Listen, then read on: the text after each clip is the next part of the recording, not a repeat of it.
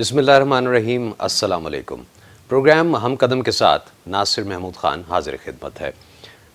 उभरती हुई मईशतों का ख़ित्ता एशिया, इस खित्ते में बदलती हुई सूरत हाल, दुनिया भर में जो आलमी मंजरनामा हमें बदलता हुआ नज़र आता है, इसके इस खित्ते पे क्या असरात हैं, यही हमारे इस प्रोग्राम के मौज़ूआत में शामिल हुआ करेंगे। आज का जो हमारा मौज़ू है वो है जामे इक़्तिसादी शराकत दारी का एक मुआहिदा होता है, और वो मुआहिदा एक ऐसा मुआहिदा जिसे कहा जा रहा है कि 1/3 आबादी है दुनिया की, इस पूरे खित्ते की। इसके लिए ये बहुत ही एक गेम चेंजर इसे कहा जा रहा है। इस मुआहिदे पे बात करने के लिए आज हमारे साथ स्टूडियोज़ में मौजूद हैं सीनियर तज्ज़ियाकार हैं, मुहक्किक हैं, डॉक्टर शफ़क़त मुनीर साहब। अस्सलाम वालेकुम डॉक्टर साहब, आप खैरियत से? डॉक्टर साहब, जामे इक़्तिसादी शराकत दारी का मंसूबा है, 60% कहा जाता है दुनिया की आबादी है इस खित्ते में, जिसमें उभरती हुई मईशतों के साथ साथ और बहुत सारे चैलेंजेस हमें देखने को मिलते हैं, जिसमें गुरबत भी है और बहुत सारे मामलात हैं। कुछ थोड़ा सा पहले तो हमें इस जामे इक़्तिसादी शराकत दारी मंसूबे मुआहिदे के बारे में बताइए कि ये मुआहिदा असल में है क्या। हमें तो सिर्फ अभी तक यही पता चला है कि 10 आसियान ममालिक हैं, 5 दीगर ममालिक हैं और ये मिले हैं, और ये बहुत गेम चेंजर काइंड ऑफ मंसूबा मुआहिदा है ये। जी बिल्कुल ठीक है, आप सही, आपका तासुर है, क्योंकि जो ये माहिदा हुआ इलाकाई माहिदा, इसकी सूरत हाल ये है कि दुनिया में जब WTO से पहले भी, WTO के बाद भी, यानी वर्ल्ड ट्रेड ऑर्गेनाइजेशन का जो माहिदा है, उसके हवाले से मुख्तलिफ माहिदात होते रहते हैं, जो दो ये आपस में बायलैटरल भी होते हैं मुल्कों के दरमियान, और खित्तों के दरमियान, खित्ते के मुल्कों के दरमियान होते हैं, जिनको रीजनल ट्रेड एग्रीमेंट कहते हैं। अभी तक के जितने बड़े बड़े रीजनल ट्रेड एग्रीमेंट हैं, उनमें इसको सबसे बड़ा तजारती माहिदा कहा जा रहा है। उसकी वजह यह है, एक तो ये कि इसमें 10 आसियान ममालिक शामिल हैं, जिसमें बड़ी बड़ी इकोनॉमीज़ भी हैं उनकी, और फिर 5 वो ममालिक शामिल हैं जो इस खित्ते के तरक्की याफ्ता ममालिक में जिनका शुमार किया जा सकता है। अगरचे कुछ ममालिक उसमें चीन तरक्की पजीर के तौर पे भी अपने आप को कह रहे होते हैं। इसमें ये 5 ममालिक में चीन, जापान और जनूबी कोरिया, ये बड़ी मईशतें हैं। इसके साथ पैसिफिक में अगर चले जाएँ, न्यूजीलैंड और ऑस्ट्रेलिया इसका हिस्सा है। अब जब आपने ये कहा कि 1/3 आबादी, यानी इसका मतलब है कि ये दुनिया की बहुत बड़ी तजारती मंडी है, जिस तक के न सिर्फ इन मेंबर मुल्कों को, जो ये 15 मेंबर मुल्क हैं, उनको इस मंडी से फ़ायदा उठाने का मौका मिलेगा, बल्कि इस मंडी के साथ तजारत करने वाले जितने ममालिक हैं, उनको अब हर मुल्क से अलग अलग डील करने की बजाय जो इनके रूल्स बनेंगे, जो सिस्टम बनेंगे इस माहिदे का, जिसका बहुत सारी जुजियात तय हो चुकी हैं। गुज़श्ता साल नवंबर में जो बैंकॉक में मीटिंग हुई, जिसमें शिकवार इस पर बातचीत हुई, तो ये माहिदा जो है ना, इस एतबार से बहुत अहम है कि अब तक जितने रीजनल ट्रेड एग्रीमेंट हैं जो बड़े बड़े, जैसे हम यूरोपियन यूनियन कहते हैं, और फिर खुद इसी माहिदे का पेशरो माहिदा, comprehensive progressive agreement for trans Pacific trade, उसमें अमेरिका भी शामिल है और बाकी ममालिक भी शामिल हैं। उसका वॉल्यूम भी इतना नहीं है। वॉल्यूम अभी मैं उस पर ज़रा थोड़ा और बात करता हूँ कि ये इससे इसके क्या फ़ायदे होंगे, जो आपने बात की कि माहिदा है क्या। जब तजारत के हवाले से इलाकाई सतह पे माहिदे होते हैं, उसमें ये तय होता है कि किस किस्म के कवायद होंगे, कस्टम के कवायद क्या होंगे, महसूलात के लिए क्या लाहे अमल इख्तियार किया जाएगा, और कुछ गैर महसूलाती पाबंदियाँ होती हैं जिनको नॉन टैरिफ बैरियर कहते हैं, उनसे कैसे निपटा जाएगा। और ट्रेड जो है ये एक बड़ा डेलिकेट इशू है, क्योंकि हर मुल्क ये चाहता है कि जब वो किसी दूसरे मुल्क के साथ या खित्ते के साथ तजारत करे, तो कम अज़ कम वहाँ वो अपने तजारती मफादात का तहफ़्फ़ुज़ कर सके। और जब बहुत सारे ममालिक मिल के कोई एक माहिदा करते हैं, तो उसमें वो देखते हैं कि कितना उनका अपना कंपेटिटिव एडवांटेज है, कितना वो बाकी मुल्कों से उससे बेनिफिट कर सकते हैं, और कितना वो शेयर कर सकते हैं। क्योंकि ज़ाहिर है माहिदा सिर्फ किसी एक मुल्क की शर्त पे तो नहीं होता, वो तमाम मुल्क जो मुज़ाकरा। अब आप ये देखें ना कि ये 2011 से बात शुरू हुई, 2012 में बाकायदा तौर पे मिनिस्ट्रियल मीटिंग में ये बात तय हुई कि हमने एक माहिदा करना है जो तजारत को इलाकाई सतह पे मरबूत बनाएगा इन ममालिक के दरमियान, और इन ममालिक से जुड़े हुए बाकी जो तजारती मंडी हैं उनके साथ। ठीक है, वो जब ये तय हुआ, उससे अब तक मुख्तलिफ मुज़ाकरात के 30 से ज़्यादा अदवार हो चुके हैं, बहुत सारी मिनिस्ट्रियल कॉन्फ्रेंस हुई हैं, और फाइनली गुज़श्ता साल जो बैंकॉक में कॉन्फ्रेंस हुई, उसमें इसकी शिक वाइज माहिदे की जो चीज़ें थी उसको जुज़ियात को तय किया गया। اب اس میں جو چیزیں طے کی گئی، جو بڑے بڑے اصول متعین کی گئے، میں ان پہ ذرا تھوڑی سی بات کر لوں. اچھا ڈاکٹر صاحب، ابھی ہم بات کو آگے بڑھاتے ہیں، لیکن گزشتہ سال یہ معاہدہ ہوتا ہے اور ہم یہ دیکھ رہے ہیں کہ پچھلا جو پورا سال ہے وہ ایک ایسا سال گزرا جو کہ بہت ہی مشکل سال جسے ہم کہتے ہیں، چاہے وہ جنگ عظیم دوم کے بعد کی بات ہو، عالمی کساد بازاری کے بعد کی بات ہو. دنیا کا پورا منظرنامہ تبدیل ہو گیا کووڈ کی وجہ سے. اس کے تناظر میں مجھے اگر آپ تھوڑا سا مختصر بتا سکیں کہ یہ کیا اس معاہدے یہ کہاں سٹینڈ کرتا ہے، کیونکہ پوری دنیا تو الجھی رہی ہے کووڈ میں، اور ابھی تک سوائے چین کے ہم نہیں دیکھتے کہ اور ملک جو ہے وہ اس طرح سے اس کی اکانومی ریکور کر سکی ہو. دیکھیں، جہاں تک ایشین اکانومیز کا تعلق ہے، چین کی اکانومی نے ریوائیو کیا، پاکستان کی اکانومی ریوائیو کر رہی ہے، خطے کے باقی ممالک، تھائی لینڈ کو دیکھ لیں، باقی. اب آپ یہ دیکھیں کہ اس معاہدے سے پہلے یعنی گزشتہ سال 2020 میں جون میں IMF نے ایک پریڈکشن کی تھی کہ ایشیا کی گروتھ جو ہوگی، اکنامک گروتھ، وہ -1.6 ہوگی. لیکن آپ یہ دیکھیں کہ جب یہ اکانومیز ریکور کرنا شروع ہوئیں، خاص طور پہ ایشین اکانومی، IMF نے یہی فگر تبدیل کر دی اکتوبر میں. اکتوبر 2020 میں یہ تبدیل ہو کے یہ 2% سے زیادہ کی بتایا گیا، یعنی پازیٹیو میں چلی گئی. تو اس کا مطلب یہ ہے کہ ایشین اکانومیز نے اپنے آپ کو تھوڑا سا ریکور کیا ہے، اور ریکور کرنے کی وجہ یہ کہ بہت سارے ایشین ممالک جو ہیں آپس میں تجارت میں پہلے سے جڑے ہوئے ہیں. اور اس معاہدے کو آپ یہ دیکھیں کہ انہوں نے اس کو پشے پوش نہیں ڈالا، بلکہ وہ اپنی پرائرٹیز کووڈ کے حوالے سے بھی دیکھتے رہے ہیں، اور اس معاہدے پہ بھی پیش رفت ہوتی رہی ہے. جو 2019 کے نومبر میں شیک وائز جو ہے اس پہ بحث کمپلیٹ ہوئی، اور ٹیرف اور نان ٹیرف بیریئرز کی بات طے ہوئی، مارکیٹ ایکسیس کے ایشوز طے ہوئے، اور اس کے بعد وہ 2020 نومبر یعنی ایک سال کے بعد فائنلی کووڈ کے باوجود ملکوں نے اس کو ایکسیپٹ کیا. اب اس میں جو موٹی موٹی باتیں ہیں، میں ذرا اس پہ آ جاؤں کہ اس میں ہونا کیا ہے، جو پرنسپل طے ہوئے ہیں. اس میں سب سے امپورٹنٹ بات تو یہ ہے، وہ یہ کہ اس تجارتی معاہدے کے روح سے جو ممالک ہیں، اس کے رکن ممالک ہیں، ان کی مصنوعات پہ محصولات جو ہیں وہ کم سے کم ہوں گے، یعنی ٹیرف ریڈکشن جس کو آپ کہتے ہیں. یعنی ابھی تو کوئی ملک کسی کوئی چیز لے گا اپنی مرضی کے ٹیرف لگا سکتا ہے کہ جناب آپ یہ ٹیرف ہوں گے. کوئی اینٹی ڈمپنگ ڈیوٹی لگ جاتی ہے کسی ٹریڈنگ بلاک میں، جیسے یورپین یونین میں خاص طور پہ ہوتا ہے. تو اسی طرح اب ایک تو ٹیرف کی بات ہو گئی. پھر دوسرا سب سے امپورٹنٹ ایشو ہے ٹیرف، جس میں کے بعد نان ٹیرف بیریئرز ہوتے ہیں. مثلا یہ سینیٹری میئرز لینا، فائٹو سینیٹری میئرز لینا، کہ آپ کی پروڈکٹ اگر جاتی ہیں، مثلا فش جا رہی ہے کہیں، تو وہ فش جو ہے اس میں کتنا ٹیمپریچر مینٹین ہوگا، اس کے بعد یہ کہ اس کو کس طرح مینٹین کریں گے تاکہ اس کی بیکٹیریا گرو نہ کرے. اگر میٹ کی ٹریڈ ہو رہی ہے اس کو کیسے دیکھیں گے. باقی جو گڈز ہیں اس میں یہ sanitary and phytosanitary measures ان کو کہتے ہیں نان ٹیرف بیریئر کے طور پہ.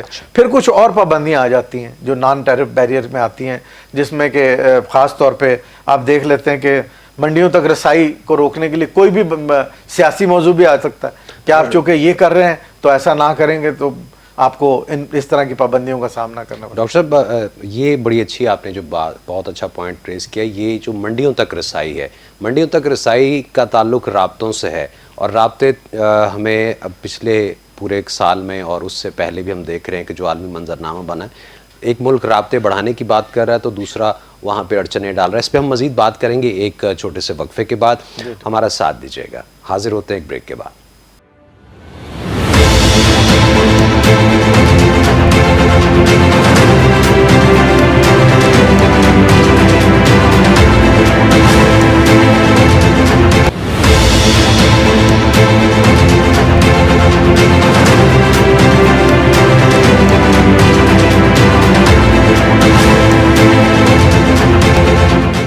پروگرام ہم قدم میں ایک دفعہ پھر آپ کو خوش آمدید کہتے ہیں.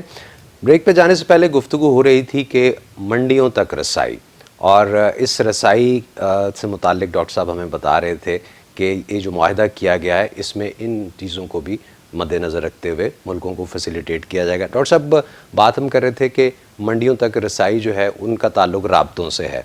رابطے جو ہیں وہ اس معاہدے کے تحت ہمیں اور زیادہ فروغ پاتے ہوئے نظر آ رہے ہیں. آپ اپنی بات مکمل کر دیجئے، پھر میرا وہ سوال جو میں نے چھوڑا تھا میں اس کو ایڈریس کرتا ہوں. پہلے میں آپ کو یہ بتانا چاہ رہا ہوں کہ اس معاہدے کی جو خاص باتیں، جیسے میں نے کہا کہ محصولات کو बड़ी हद तक कम किया जाएगा। फिर ये कि गैर महसूलाती पाबंदियाँ उनको कम किया जाएगा। करंतना के जो मसाइल हैं, यानी अगर कोई प्रोडक्ट्स आती हैं उनको कितना अरसा करंतना करना है, ख़ास तौर पे जो एग्रीकल्चर प्रोड्यूस होती हैं, बाकी और प्रोडक्ट्स हैं, उनको कितना टाइम मिनिमम टाइम में करंतना करना होगा, उसके क्या प्रिंसिपल होंगे, उसको रिड्यूस किएंगे। ये तो है अशिया की तजारत के हवाले से, मसनूआत की तजारत के हवाले से। लेकिन ये कि एक तजारत वो है जिसको हम कहते हैं ट्रेड इन सर्विसेज, यानी जो खिदमात लोग पेश करते हैं, उसकी बहुत बड़ी मंडी है। और ख़ास तौर पर अब आप ये देखें कि जो खिदमात का शोबा है वो बहुत सारा डिजिटलाइज हो गया है। ये कोविड के बाद ई कॉमर्स, डिजिटलाइजेशन, सर्विसेज आप कहीं बैठ के दुनिया में दे सकते हैं। तो ये रसाई के इश्यूज एक तो डिजिटली एड्रेस होंगे। दूसरा ये है कि WTO में भी ये है कि जब आप सर्विसेज एंड ट्रेड करते हैं तो फ्री मूवमेंट ऑफ पर्सनस होती है। जो प्रोफेशनल्स हैं वो एक दूसरे के ममालिक में जाते हैं, वहाँ पर वीज़ा रिस्ट्रिक्शन जहाँ जो अगर कहीं एग्जिस्ट करती हैं उनको भी एड्रेस किया जाएगा। और फिर ख़ास तौर पे मंडियों की रसाई के हवाले से जो बात है उसमें हमेशा ये झगड़ा होता है कि जी होता रहा है माजी में भी, और इसीलिए एग्रीमेंट्स में इसको एड्रेस किया जाता है कि मंडियों तक रसाई। उसकी वजह क्या होता है? वजह ये होती है कि आपने अपनी चीज़ें वहाँ ला के बेचनी होती हैं और वहाँ से चीज़ें अपनी मंडियों में ले जानी होती हैं। अब आप ये देखें कि अगर इस माहदे के ममालिक को की इकॉनमी को देखें, जो ये रीजनल माहदा हुआ है 15 मुल्कों के दरमियान, वो इस मुल्कों की GDP का 1/3 है। यानी इतनी बड़ी इकॉनमी उससे अटैच होगी, इतनी बड़ी। और फिर आपने खुद शुरू में कहा कि 1/3 आबादी दुनिया की वो इससे जुड़ी हुई है। इसका मतलब है कि खुद इतनी बड़ी तजारती मंडी एक क्रिएट हो रही है। जैसे यूरोपियन यूनियन है, वहाँ पे चीज़ों के इशू आपके सामने हैं, वहाँ पे किस तरह लोग ट्रेड करते हैं। यानी एक किसी मुल्क ने अगर यूरोपियन यूनियन से कोई मायदा हो जाता है तो वो मायदा ये तस्वर होता है कि जनाब पूरे मेंबर मुल्कों से हो गए, 27 के 27 मुल्कों से। ठीक है। तो ये इसी तरह मैक्सिको, कनाडा और अमेरिका का जो माहिदा है, ट्रेड एग्रीमेंट है, इस तरह और जो ट्रेड एग्रीमेंट है उसमें ये होता है।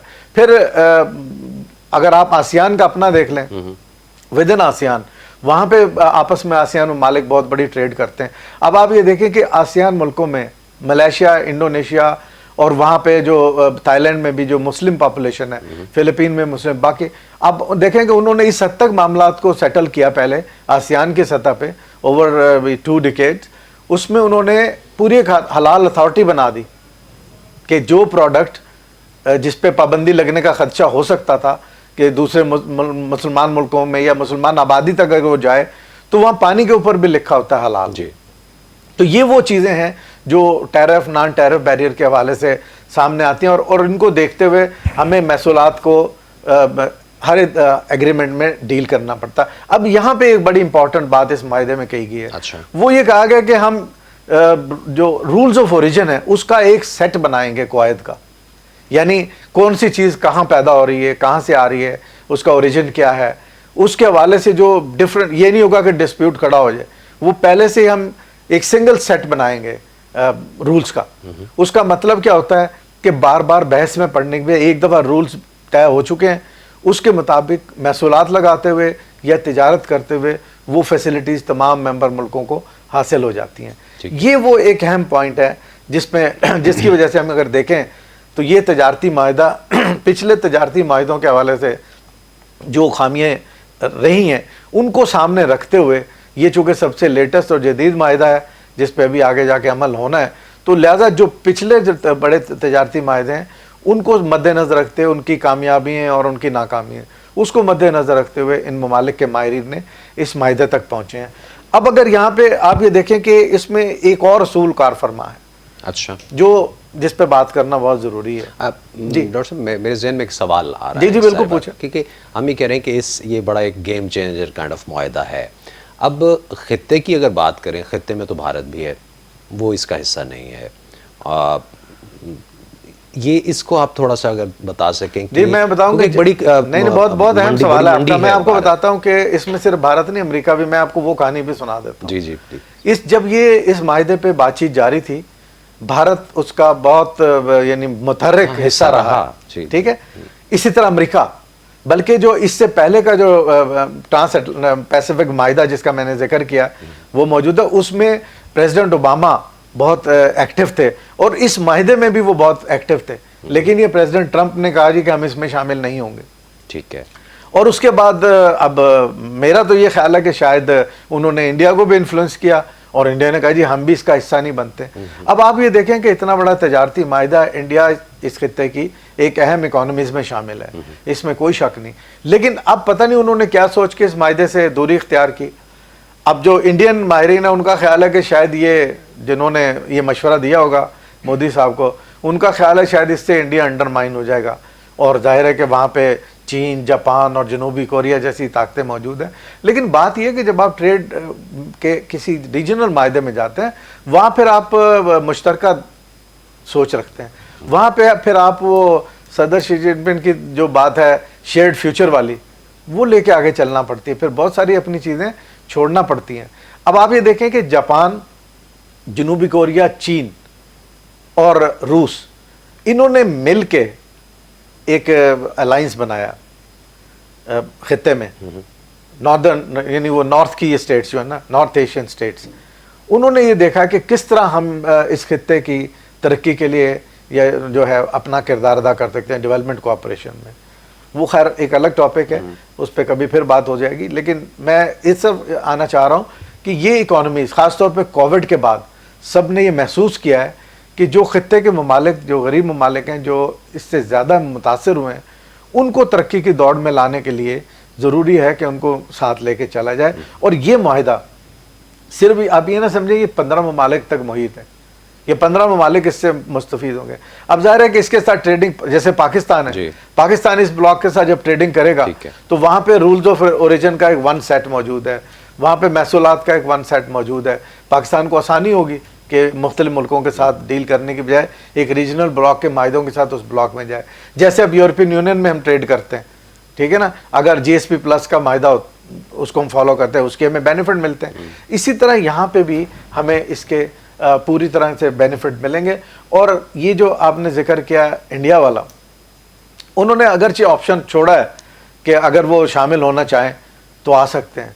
लेकिन आप मुझे ये बताएं कि जब माहिदा तय हो जाते हैं, जुज़ियात तय हो जाती हैं, जो यानी आपस में नेगोशिएशन होते हैं, नेगोशिएशन के नतीजे में आप जो कुछ गेन ले सकते हैं, वो गेन बाद में शामिल होने वाले उस तरह नहीं ले सकते। तो मैं समझता हूँ कि इंडिया ने यहाँ पे भी अपनी एक जो अप्रोच है, यानी एक्सट्रीमिस्ट हिंदुआता की अप्रोच को सामने रखते हुए, शायद इंडियन गवर्नमेंट का ये कोई बहुत अच्छा इकदाम नहीं है। अगर वो शामिल होते तो जाहिर है कि पूरे खित्ते की इस दौड़ में शामिल, लेकिन चूंकि उन्होंने एक जहन में रखा हुआ है कि इसमें चीन है, इसमें बाकी ममालिक हैं, तो हम शायद उससे अलग होंगे। तो ये आपका पॉइंट बिल्कुल वैलिड है कि वो इसमें वो लूज़र होंगे। अच्छा सर, लूज़र तो वो यकीनन जो आपने बातें बताई हैं उसको मद्देनज़र रखते हुए तो समझ में आता है कि इससे वो उस तरह से फ़ायदा नहीं उठा सकेगा अगर बाद में वो शामिल हो भी जाता है। लेकिन यहीं से सवाल ये पैदा होता है कि एक खित्ते की एक बड़ी मईशत जो है वो अगर इस तरह का एटीट्यूड रखती है तो क्या उस तनाजुर में ये जो इलाकाई तजारती मुआहिदा है ये कहीं इसमें वो अड़चने तो नहीं आएंगी जैसे कि उसने सार्क में डालने की कोशिश की? नहीं नहीं, उसमें तो अब वो तो उसका हिस्सा ही नहीं है ना, उस माहिदे का हिस्सा ही नहीं है। उस माहिदे में 15 ममालिक हैं।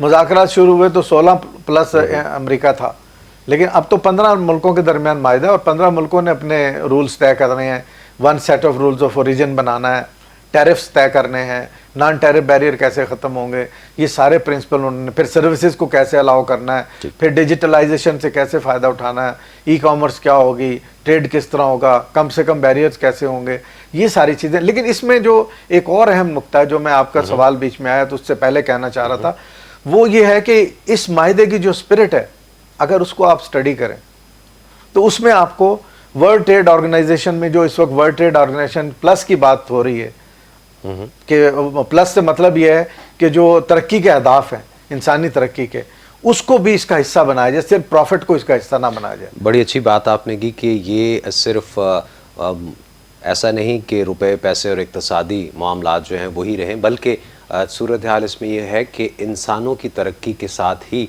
दुनिया की तरक्की जुड़ी हुई है। गुफ्तगू को यहीं से आगे बढ़ाएंगे, एक छोटा सा ब्रेक, हाजिर होते हैं।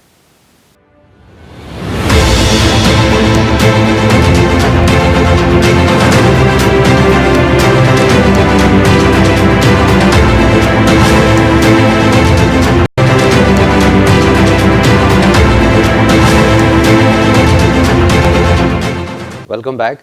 ڈاکٹر صاحب بات آپ کہہ رہے تھے کہ جی انسانوں میں انویسٹ کرنا چاہیے, ہیومن ریسورس جو ہیں ان کو ہم نے ترقی دینی ہے اور انسان کو بنیادی طور پہ ترقی دینی ہے. چین کے صدر شی جن پنگ جو ہیں ان کا بھی یہ ایک ویژن ہمیں ملتا ہے, اور خطے کی نہ صرف خطے کی تو بڑی معیشت وہ ہے ہی ہے, اقتصادی قوت ہے, دنیا کی دوسری بڑی اقتصادی قوت ہے, وہ بھی اس معاہدے میں شامل ہے. آپ گفتگو کر رہے تھے کہ انسانوں میں انویسٹ کرنے کی یا انسانوں کی ترقی کی. میں چاہوں گا کہ اس بات کو اگر آپ تھوڑا سا اس کے ساتھ بھی ملا لیں کہ جو وہ ویژن ہے ہم نصیب معاشرے کا, کیسے دیکھتے ہیں؟ بالکل, اس میں آپ دیکھیں نا WTO کو میں تھوڑی سی اس لیے بات کرنا چاہ رہا ہوں کہ WTO پہ بھی زد آئی ہے. زد اس طرح آئی کہ ایک وائڈر, جب WTO کا پچھلے اگر آپ 5 سال پرانا یا اس سے پہلے کا ریکارڈ دیکھیں تو WTO ورلڈ ٹریڈ آرگنائزیشن دنیا میں منصفانہ تجارت کے حوالے سے ایک بہت ملٹی لیٹرل ٹریڈ ایگریمنٹ جس کو ہم کہتے ہیں ملٹی لیٹرل ٹریڈنگ سسٹم کے طور پہ ایمرج ہوا. وہ کیوں ہوا؟ کیونکہ وہاں پہ ایک ایسی عدالت قائم ہے جس کو وہ کہتے ہیں ڈسپیوٹ ریزولوشن کا ایک پینل ہے, جس کو وہ آپ سمجھ لیں کہ ایک تجارت کے حوالے سے ایک عالمی عدالت ہے. ٹھیک ہے. اب وہاں پہ ججز ہوتے ہیں, وہ دیکھتے ہیں کہ جو رول طے ہوئے ہیں جنہوں نے WTO کا ایگریمنٹ سائن کیا ہوا, چین نے بھی کیا, باقی ملکوں میں, وہاں پہ اگر وہ کوئی وائلیشن ہو رہی ہے تو اس پہ وہ بڑے بے لاگ فیصلے کرتے ہیں. اور ان فیصلوں کے بعد بہت سارے جو ممالک ہیں, امیر ممالک, خاص طور پہ امریکہ کو شاید اس پہ تھوڑا سا اعتراضات ہیں, اور انہوں نے ملٹی لیٹرلزم کی بجائے یونی لیٹرلزم کا راستہ اختیار کر لیا.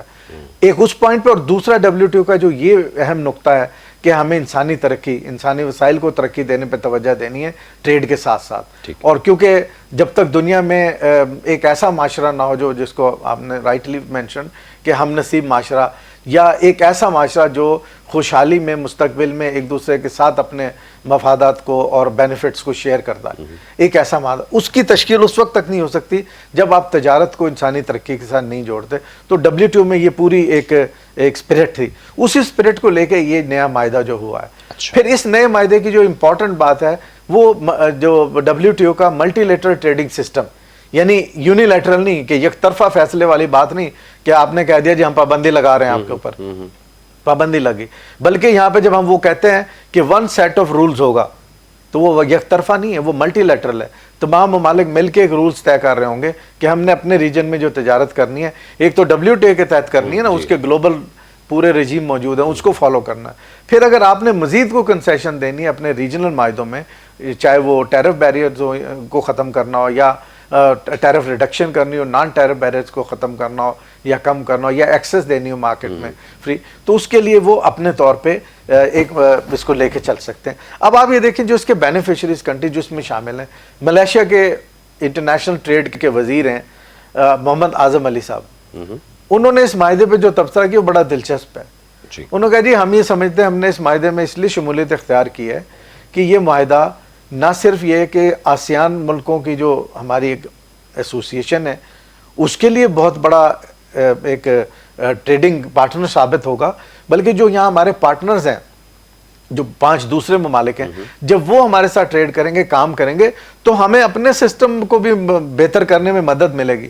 کیونکہ جب وہ یہاں آئیں گے تو وہ چاہیں گے کہ ہم اب ٹریڈ اس طرح کریں یا اپنے سسٹم کو اس طرح ایوالو کریں کہ وہ اس سے مطمئن ہوں, چاہے وہ قرنطینہ کے معاملات ہوں, یعنی چیزوں کو پروٹیکٹ کرنے کے حوالے سے, یا اور معاملات ہوں. ان کو دیکھ کے انہوں نے کہا کہ اس سے 2 طرفہ فائدہ ہوگا. ایک تو یہ کہ ٹریڈنگ پارٹنرز کو ایک ہماری مارکیٹ ملے گی, ہمیں ان کی مارکیٹ ملے گی, دوسرے ہمیں اپنے آپ کو امپروو کرنے کا موقع ملے گا. یہ وہ ہے پازیٹیوٹی, ہیلدی کمپٹیشن. ہمیشہ یہی ہوتا ہے کہ ٹریڈ ایگریمنٹ جو ہے وہ with in block healthy competition رکھتے ہیں, کوئی نیگیٹو کمپٹیشن نہیں ہوتا جو ادروائز ہوتا. اب یہاں صورتحال کیا ہے؟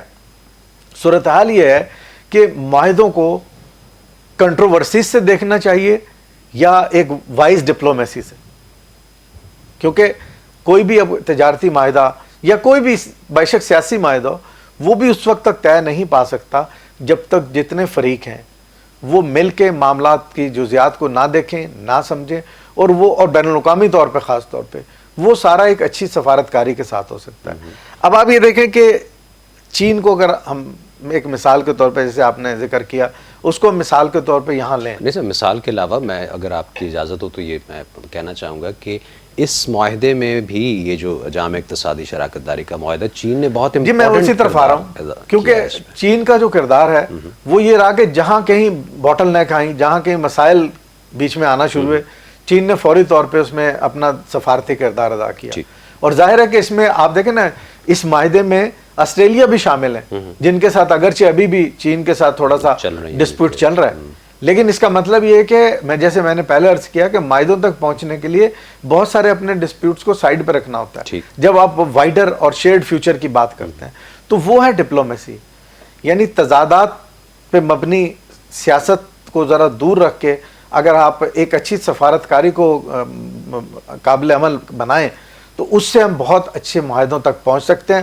اور میں سمجھتا ہوں کہ یہ جو معاہدہ ہے وہ اس خطے کو جوڑنے میں بڑا اہم کردار ادا کرے گا. اگر چین کے حوالے سے دیکھیں تو بیلٹ اینڈ روڈ انیشیٹو پہلے سے ایک ایسی ایک فیسلٹی موجود ہے جو کنیکٹیوٹی بلڈ کرے گی. اور تجارت میں جب ہم مارکیٹ ایکسیس کی بات کرتے ہیں نا، مارکیٹ ایکسیس ہوا میں نہیں ہوتی.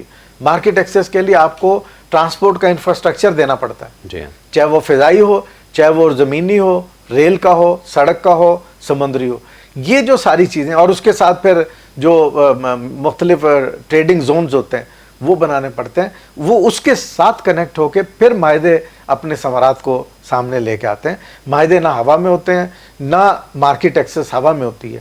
اب مارکیٹ ایکسیس ایک حد تک آپ یہ کہہ سکتے ہیں کہ جو ڈیجیٹل ہے وہ تو ظاہر ہے بڑی حد تک چونکہ ڈیجیٹلائز ہو گئی ہے، لیکن اس میں بھی آپ یہ دیکھیں کہ بینکنگ چینل جو ہیں ان کے ساتھ کیسے کام، کیونکہ جب تک بینکنگ چینل کنیکٹ نہیں ہوں گے تو آپ کیسے پیسہ ٹرانسفر کر سکیں گے اور کیسے چیزیں آئیں گی. اور چیزیں جب بھی آئیں گی، سوری بس یہ میں اسی طرف آ رہا ہوں، چیزیں جب آئیں گی یا سروسز جب ہوں گی اس کی مارکیٹ ایکسیس کے لیے کنیکٹیوٹی بہت ضروری ہے، جس کی طرف میرا خیال ہے کہ چین کا بھی فوکس ہے اور جو خطے کے باقی ممالک ہیں وہ بھی شاید اس طرف توجہ دیں گے. سر 30 سیکنڈز میں پاکستان کے لیے یہ معاہدہ، چونکہ ہیں تو ہم بھی اس خطے کا بہت اہم ملک، کیا معنی رکھتا ہے یہ معاہدہ جو ہے؟ پاکستان ایک ایمرجنگ اکانومی ہے اور پاکستان اگلے یعنی چند سالوں میں، یہ تو بڑی پہلے پریڈکشنز آ چکی ہیں کہ پاکستان میں جس طرح انفراسٹرکچر ڈیولپ ہو رہا ہے، پاکستان وہ ملک ہے جہاں الیکٹرک وہیکل تک کی تو پالیسی آ گئی ہے، انوائرمنٹ کو پروٹیکٹ کر رہے ہیں. پاکستان ایک ذمہ دارانہ ملک کے طور پہ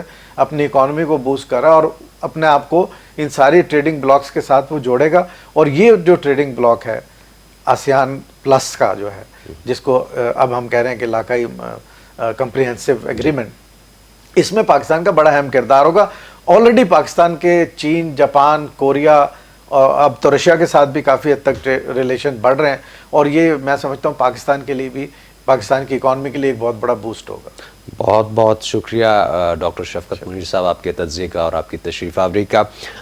ناظرین، بات آج کے جو پروگرام میں ہوئی کہ تنازعات کو مل بیٹھ کے مذاکرات کی میز پہ حل کیا جا سکتا ہے، لیکن تنازعات کی بنیاد پہ آپ انسانی ترقی کو اور کسی بھی ملک اور کسی بھی خطے کی ترقی کو روکتے ہیں اگر، تو وہ کسی صورت بھی دانشمندانہ بات نہیں ہوگی.